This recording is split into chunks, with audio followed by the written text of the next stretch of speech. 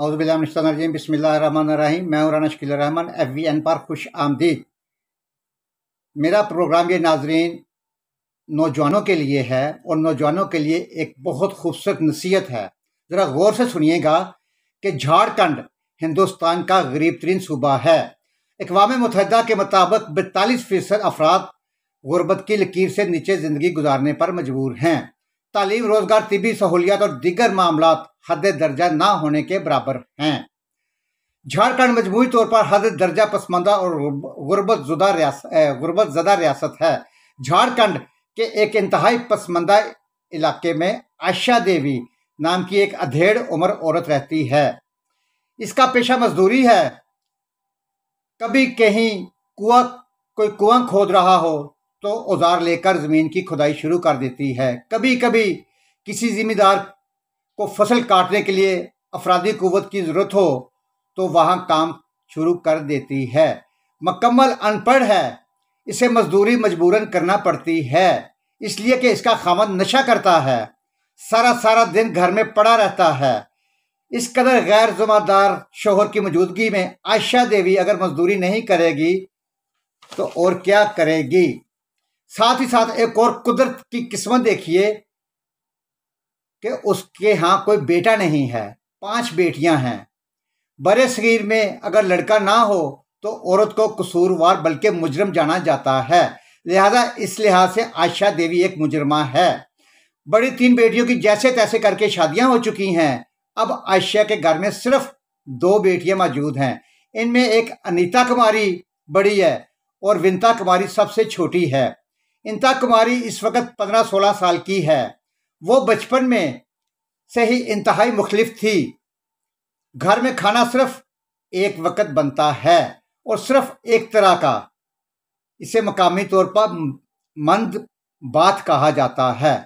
ये उबले हुए चावलों का होता है और इसमें पानी का हल्का सा शोरबा बन जाता है। ऊपर से इसमें नमक मिर्च डाल के वो शोरबा टाइप बॉयल चावल बन जाते हैं।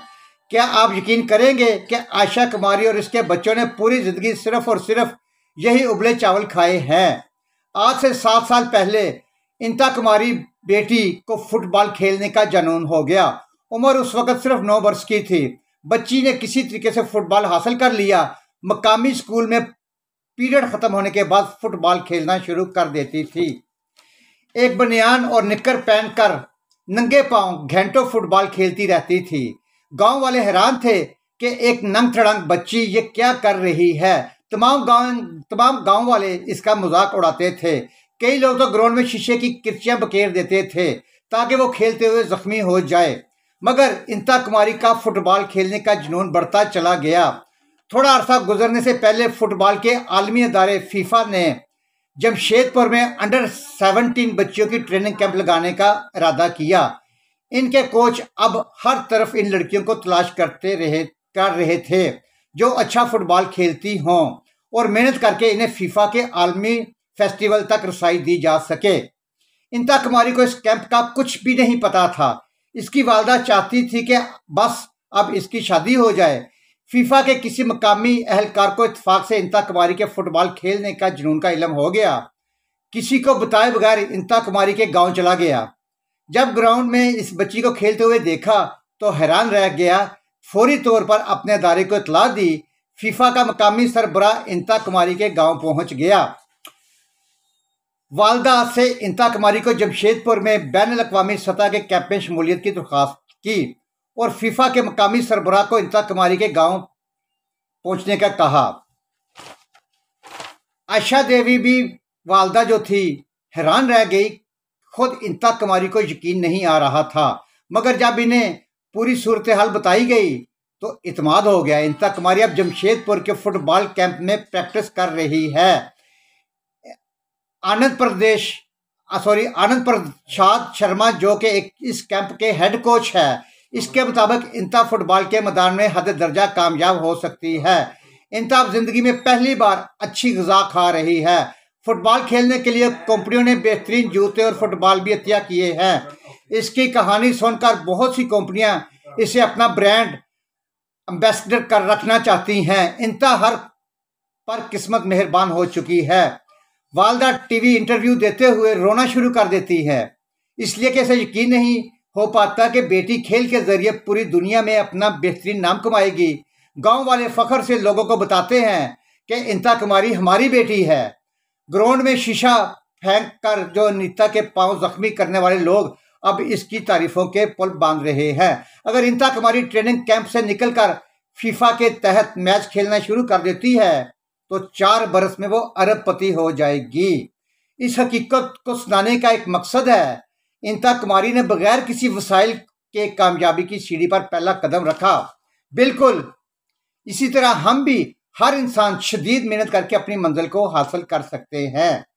हम बहुत से कारोबारी लोगों को जानते हैं जिन्होंने साइकिल पर अपना कारोबार शुरू किया और आज अरबपति हैं, और बहुत कलाश अफराद को भी जानते होंगे जिनके वालिदैन या बुजुर्गों ने हद दर्जा बहुत हद तक कारोबारी लोग थे, बहुत ज़्यादा अमीर थे, मगर उन्होंने अपने वालिदैन की कमाई हुई दौलत बर्बाद कर डाली और आज एक नाकाम सी अधूरी जिंदगी गुजार रहे हैं। इंसान के दिल में लगी हुई आग और जुनून इसे तरक्की करवाने में सबसे बड़ा कारआमद अंसर है। यह कुदरती असूल बल्कि कानून कुदरत है कि खुदा इसी इंसान पर मेहरबानी और मुकद्दर के दरवाजे खोलता है जो इसके लिए शदीद मेहनत करता है।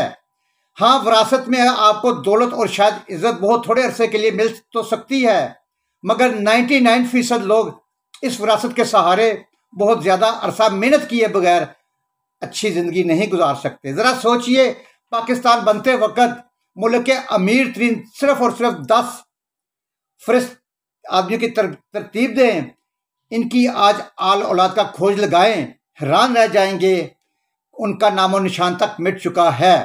फैसलाबाद, जिसे पुराना लालपुर कहते हैं, 1960 की दहाई में वहां एक कारोबारी खानदान हद दर्जा अमीर था। इनके पास 3 हवाई जहाज थे। आज के मदीना टाउन के नजदीक हवाई जहाजों का एक छोटा सा एयरपोर्ट था। सिर्फ 6 दहाइयों बाद ना वो हवाई जहाज रहे, इनकी टेक्सटाइल मिल कचरे का ढेर बन गई और आने वाली पीढ़ी ने इसे रियल एस्टेट कॉलोनी में तब्दील कर दिया। आज इतने अमीर तरीन लोगों की आल को कोई भी नहीं जानता।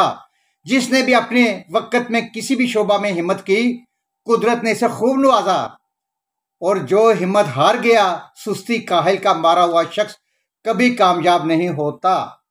आम नौजवान बच्चे और बच्चियों को देखें तो अक्सरियत किसी न किसी हुकूमती इमदाद की तरफ देख रहे होते हैं।